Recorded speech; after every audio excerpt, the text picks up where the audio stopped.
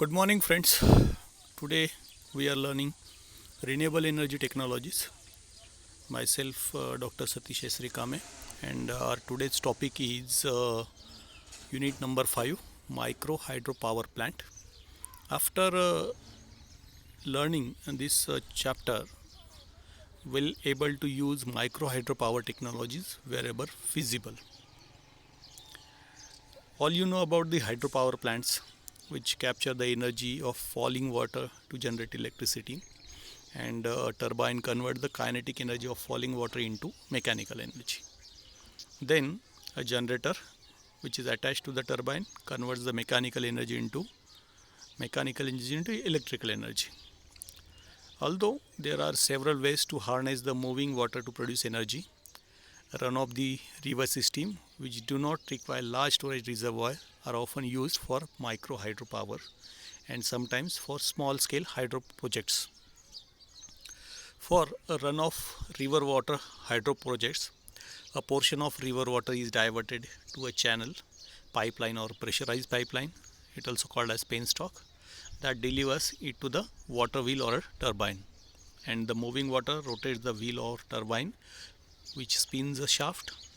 And the motion of the shaft can be used for mechanical processes such as pumping water, or it can be used to power an alternator or generator to generate the electricity. Now the main thing is the head, which is required for the running of your micro hydropower. Head is the vertical distance from the waterfalls, and for the waterfall, and it usually measures in feet, meter, or sometimes units of pressure. Head is also a function of the characteristics of the channel or pipe through which it flows. And for small hydropower site, it also categorized as low or high head. The higher head is better because you'll need less water to produce a given amount of power, and you can use smaller, less expensive equipments. Low head refers to a change in the elevation of less than 10 feet or 3 meter, and a vertical drop of less than 2 feet or 0.6 meter will probably make a small scale hydroelectric system unfeasible. However, for extremely small power generation amounts, a flowing stream with as little as 13 inches of water can support a submersible turbines. There are different types of hydropower plant. Conventional plants are there, pump storage plants are there, runoff river water plant are also there. Conventional plants use potential energy from dam water, and the energy extracted depends upon the volume and head of the water. The difference between height of water level in the reservoir and the water outflow flow is called as the water head. Then the second type is nothing but the pump storage plant. Here the second reservoir is constructed near the water outflow from the turbine, and when the demand of electricity is low, the water from the lower reservoir is pumped into the upper reservoir, and this will ensure sufficient amount of water available in the main reservoir to fulfill the peak loads. Next one is the runoff river plant, where the portion of river is diverted through a penstock to the canal or turbine, and due to the absence of reservoir, any out supply of water is passed unused, and sometimes water flowing from the river is available for the generation. Then the different sizes of hydroelectric power plants facilities range in size from larger power plants that supply many consumers with electricity to small and micro plants, and that individuals operate for their own energy needs or to sell power to the utilities.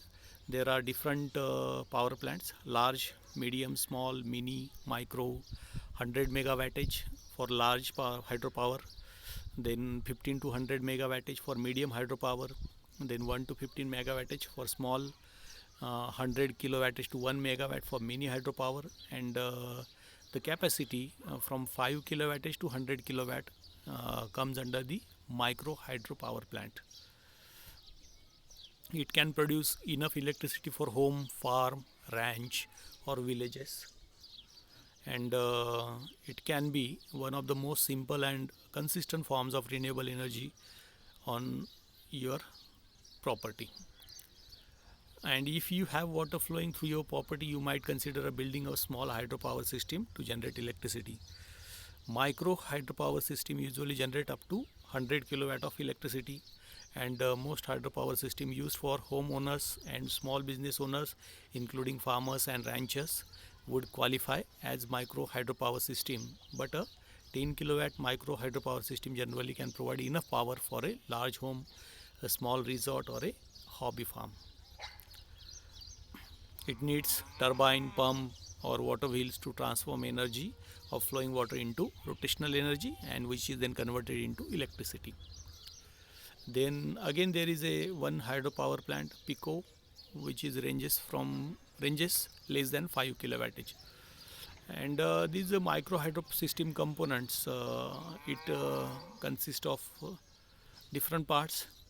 A runoff river micro hydro system consists of these basic components: water conveyance, or it may be also called a channel, pipeline, or pressurized pipeline penstock that delivers the water. Then turbine, pump, or water wheels, alternator or generator, which transform the rotational energy into electricity. Again the regulator, and some of the wires which delivers the electricity. Now see the components of hydroelectric power plant: reservoir, that is the main thing. Then pressurized channel is required, or penstock is required. Then surge tank is there, turbine is there, and river. Finally the water from the turbine then goes to the river. In this way we can generate the electricity out of the hydroelectric power plant. Now look at the components that are required to build a micro hydroelectric power plant. Dam and reservoir. The dam is constructed on large river in hilly areas to ensure the sufficient water storage at height, and the dams forms a large reservoir behind it. The height of water level, also called as waterhead, in the reservoir determines how much of the potential energy is stored in it.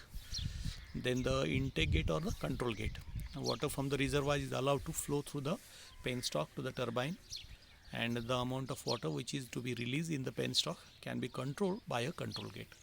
And when the control gate is fully open, maximum amount of water is released through the penstock. Then the penstock, which is a huge steel pipe which carries water from the reservoir to the turbine. And the potential energy of the water is converted into kinetic energy as it flows down through the penstock due to gravity. Then the water turbine. In that, two turbines are there: impulse turbine and the reaction turbine. The turbine is mechanically coupled to an electric generator, and the kinetic energy of water drives the turbine, and consequently a generator gets driven. Impulse turbines are used for large heads, and reaction turbines are used for low and medium heads. Then generator. A generator is mounted on the powerhouse, and it is mechanically coupled to the turbine shaft. And when the turbine blades are rotated, it drives the generator and electricity is generated, which is then stepped up with the help of transformer for the transmission line. Next is the surge tank, which is provided in high or medium head power plants when the considerably long penstock is required.